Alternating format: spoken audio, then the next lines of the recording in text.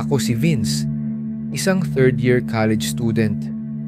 Hindi ko rin alam kung paano ako umabot ng third year kahit hindi naman ako matalino. Pangarap ko rin sana makagraduate pero parang hangang pangarap na lang yon. Ngayon kasi nahihirapan ako sa pag-aaral ko dahil sa mababa kong grades. Kung magkakaroon lang sana akong superpowers, gusto ko yung maging pinakamatalino sa lahat. Gusto ko lang kasi sana ang makagraduate. Kaya pilit kong pinagsisikapan na mag-aral. Ang kaso hindi pumapasok sa isip ko yung mga binabasa ko. Sobrang hirap mag-focus. Sobrang hirap mag-aral. Sobrang hirap intindihin. Walang pumapasok sa isip ko. Wala. Vince, Vince, Vince. Tila may tumatawag sa akin. Okay ka lang? Nakatulog ka na sa library? Ika ni Makmak na isa sa mga kaklase ko. Halika, tulungan na kita sa pag-aaral mo. May alam akong technique. Agad naman akong sumama kay Makmak na tumungo sa isang kwarto sa eskwelahan na walang tao at medyo madilim. Dito ka ba nag-aaral? Sabi ko kay Makmak at sumagot siya ng, Oo, maganda dito dahil tahimik at walang tao. Saan ka ba nahihirapan? Baka pwede kitang tulungan. sobrang hirap kasi nitong major subjects natin. Pag bumagsak pa ko sa exam, bukas wala na talaga akong pag-asa makapagtapos sa kurso na to. O siya, meron akong solusyon dyan. Pero promise mo sana, huwag mong ipagsasabi kahit kanino. Banggit ni Makmak sa mahina na boses. Agad niyang inilabas ang isang tableta ng gamot na tila kamukha lang ng gamot para sa lagnat. Ano yan, Mak? Para sa sakit ng ulo ba yan? Pabiro kong sinabi. Inumin mo ito kapag nasa bahay ka na. Para kapag binasa mo ulit ang libro mo, parang magic na papasok lahat sa isip mo. Mapapansin mo na bigla kang tatalino. Ano? Baka matuluyan pa ako dyan sa gamot na yan. Huwag kang mag-alala, Vince. Safe yan. Yan ang ginagamit ng lahat na matatalino sa mundo. Ano yun? Yung katulad sa palabas na uminom siya ng gamot tapos tumalino siya bigla. Wag na. Baka maging addict pa ako dyan. Sige, eto na lang. Dalhin mo na lang muna ito at baka magbago ang isip mo mamaya. Inabot sa akin ni Makmak ang gamot at itinanggap ko na lang para lang tumahimik na siya. Agad na rin akong umuwi sa amin para makapag-aral ulit. 4:00 na ng madaling araw, hindi pa ako tapos mag-aral. 3 oras na lang ang natitira at papasok na ulit ako ng eskwelahan.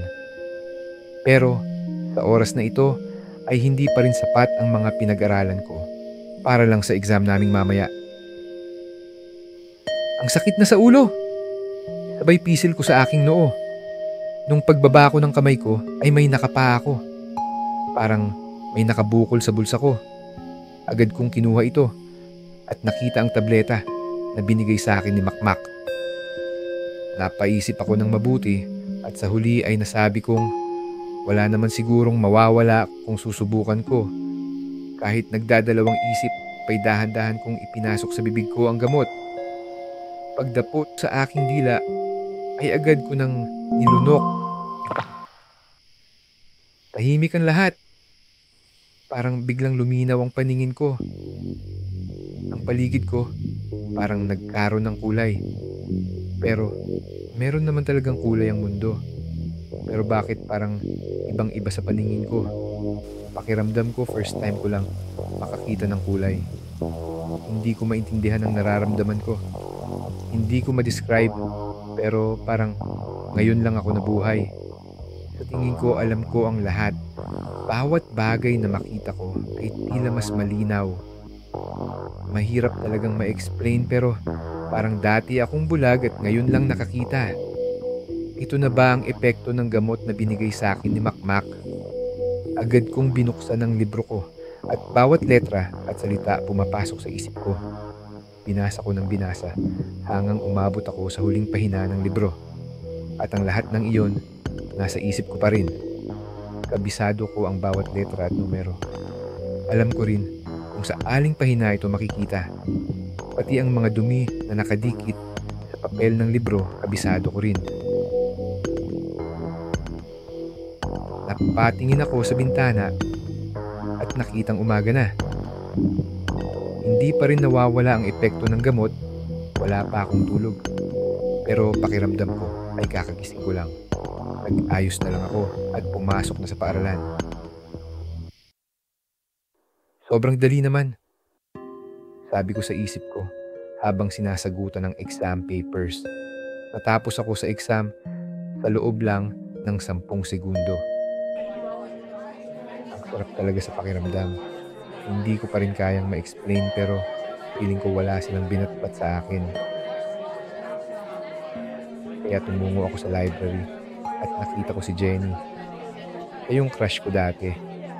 Parang nahihirapan siyang mag-aral kaya nilapitan ko at tinuruan na rin. Laking tuwa niya sa akin. Napansin kong parang nahuhulog na siya sa akin.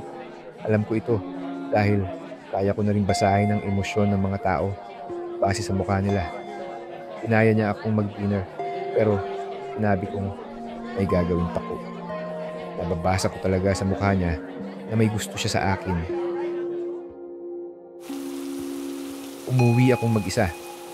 Habang naglalakad ay naririnig ko ang bawat ingay sa paligid ko.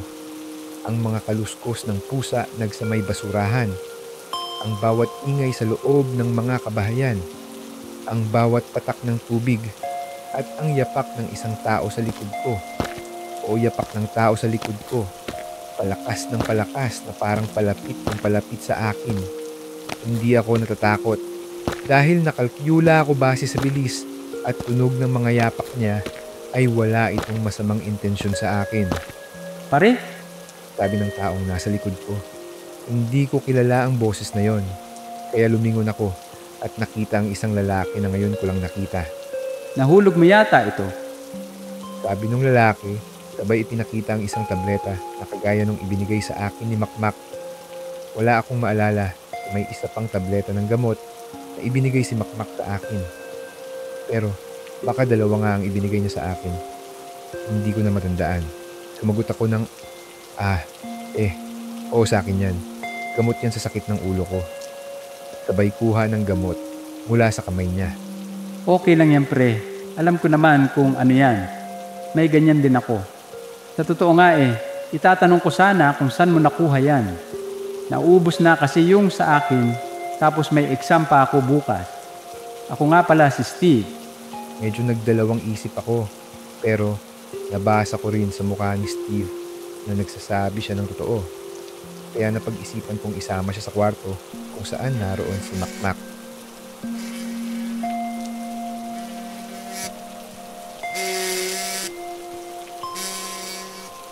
Si Mama tumatawag sa cellphone ko. Bakit kaya? Mamaya na yan, pre. Tara. Sabi ni Steve sa akin, sabay hawi sa cellphone ko at ipinabalik sa bulsa ko. Nagtungo kami sa kwarto ng pinaroroonan ni Makmak. Naabutan namin si Makmak na tila gumagawa ng marami pang tableta gamit ang mga chemical na ipinaghahalo niya. Mak, ito nga pala si Steve. Gusto lang sana namin kumuha pa nung gamot na katulad ng ibinigay mo sa akin kahapon. Sabi ko kay Makmak. Tumingin siya sa kasama ko sabay ngiti at sinabing, Marami pa ako niyan, huwag kayong mag-alala. Ito Biglang may kumatok sa pintuan sa likod naming.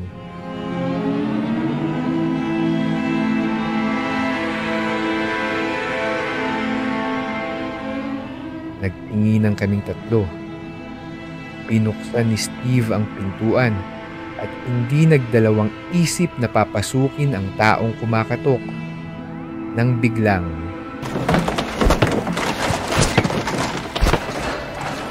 pulis pala. Inuli bigla si Makmak. Sabay banggit ni Steve ng, Hinuhuli ka naming sa kasong paggawa ng ipinagbabawal na gamot. Hindi ko maintindihan ang mga nangyayari. Nakaramdam ako ng panghihina. Bigla akong nahila. Parang babagsak ako.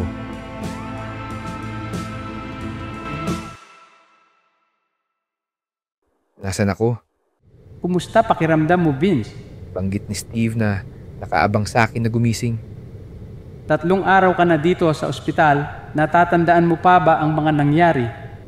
Sumagot ako ng yung tungkol sa gamot. Ano pa? Tumalino ako dahil sa gamot.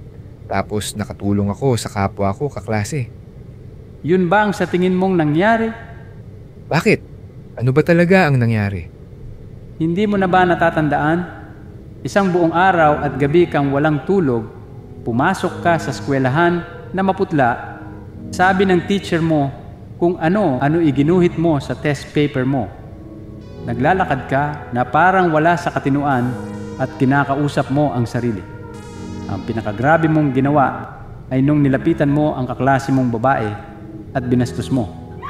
Isinumbong ka sa eskwelahan mo sa mga autoridad at ibinigay sa akin ang kaso mo. Marami na akong kaso na katulad nung sayo at iisa lang ang punot dulo. Ang tableta na ipinamamahagi ng mga hindi patukoy na mga kalalakihan. Agad naman akong pumunta sa lokasyon mo at ipinakita ang tableta na katulad ng ininom mo para lang maituro mo sa akin kung saan mo nakuha ito.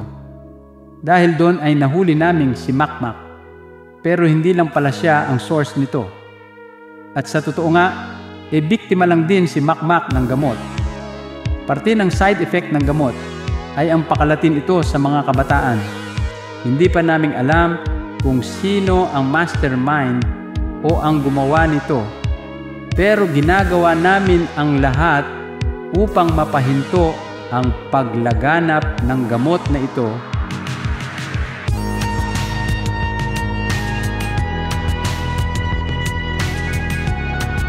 Kung na-enjoy nyo ang istorya natin ngayong araw, ay like mo na ang video. Paki-subscribe na rin sa aming channel para maganahan kaming mag-post ng marami pang istoryang katulad nito. Salamat!